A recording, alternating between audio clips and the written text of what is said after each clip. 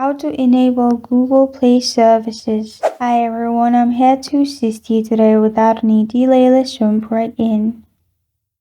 First, open Settings on your device. In Settings, scroll down and click on Apps and Notifications. After you click on Apps and Notifications, here click on See All Apps. After you click on See All Apps in here, you'll find this kind of screen here. Scroll down and search for Google Play Services and click on it.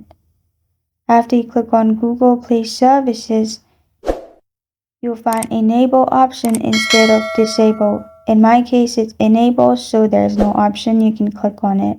You can also click on Google Play Store by going back and pressing on Enable. And this is how to enable Google Play services. Thank you for joining me today. If this video helps you out, please leave a like and subscribe for more. Got a question or want to suggest a topic, comment below. Thank you for watching.